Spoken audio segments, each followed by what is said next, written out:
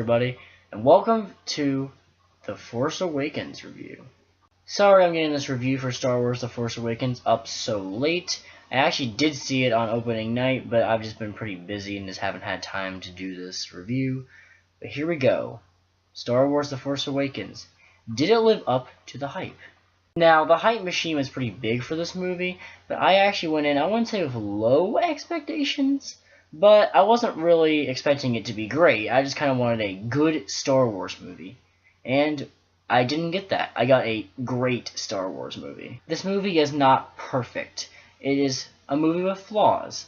But I still loved this movie, and this is a great return to form for the Star Wars franchise. This video is not going to have any spoilers. I don't really know why I need to say that, but it seems like everybody is prefacing that before their reviews. So yes, I'm not going to be spoiling this movie.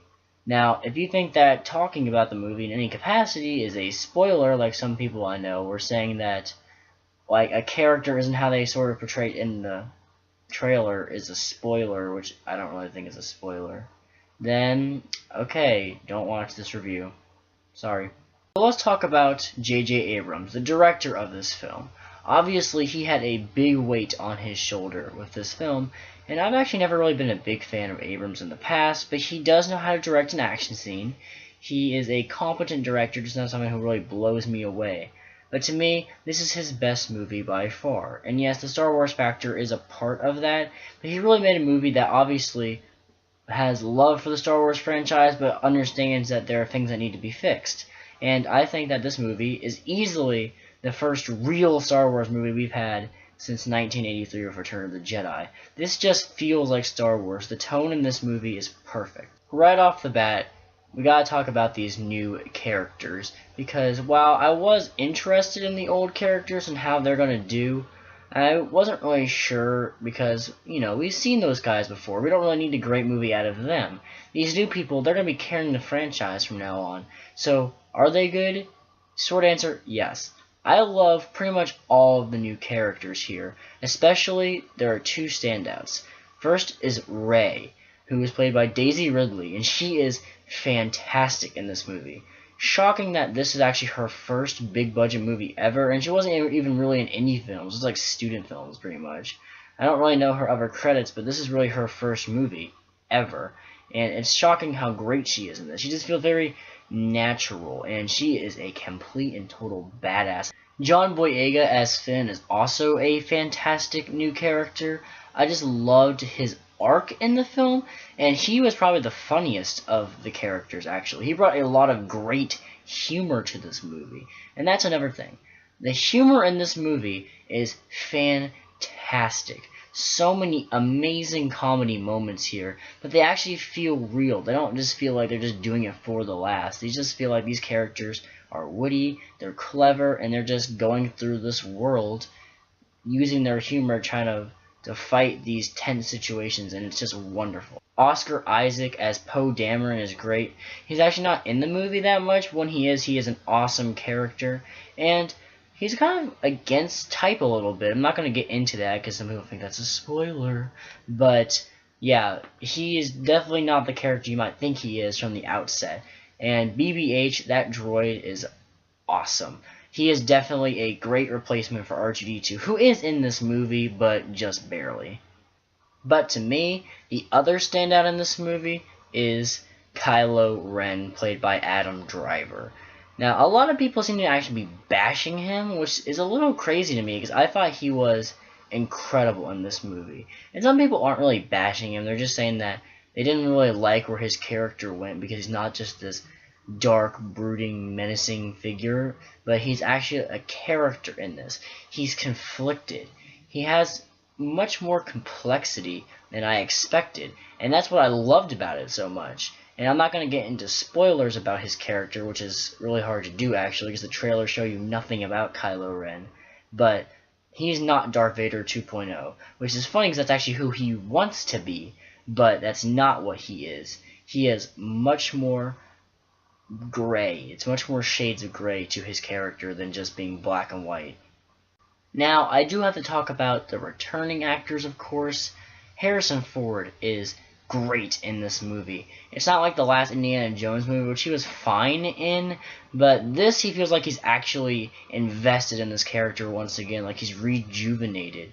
Han Solo is surprisingly involved in this movie, and Carrie Fisher is also, I think, pretty solid in this film. She's not amazing, but she doesn't have to do a ton, so it's not really a big deal. And everyone's talking about how we have not seen Luke in the trailers. That's because Luke is barely in this movie. Mark Hamill is barely in this movie. He is in it, but just barely. And I am totally fine with that.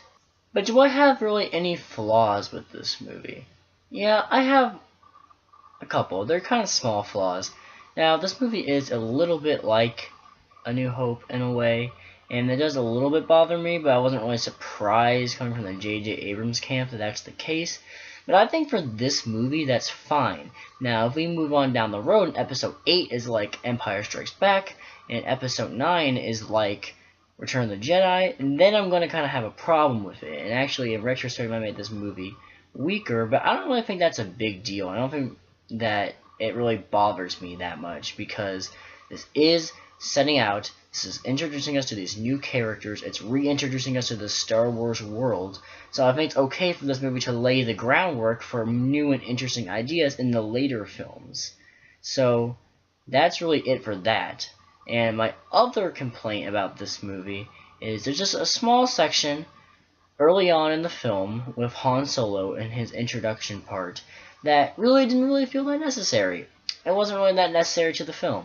I'm not going to say anything besides that, but while it's not a bad scene, it's fine, it works. It's not really a needed scene, and I really felt they could have cut that, but I see why they did it, and it works fine. Also, if I were to really nitpick, Captain Phasma, for all the hype, really isn't in this movie at all. She's just very much a minor role in this film. But like I said, that's just nitpicking. Real quick, I just wanted to say that I loved the lightsaber battle. It's amazing and completely opposite of what I disliked about the prequels lightsaber fights. And I don't think that's a spoiler. There's always a lightsaber fight in a Star Wars movie, so saying there is one is not a spoiler. Unfortunately, there's not really much else I can say about getting into spoiler territory. The trailers tell you really nothing about this film, and that's what I liked about it, but it also makes it kind of hard to review. So I am just going to say I loved this movie. Not a perfect movie, but certainly a great return to form for the Star Wars franchise, and I am going to give it an A. Of course, you can comment below. I want to know what you think. Tell me, did you like The Force Awakens? I'm sure that you've probably seen it already, because I'm getting this review out so late. So, yeah, tell me what you think below. And of course, you can subscribe also below. It's just down there. And you can catch more great movie reviews very soon. Next week, we have the top 15 movies of 2015. Get hyped.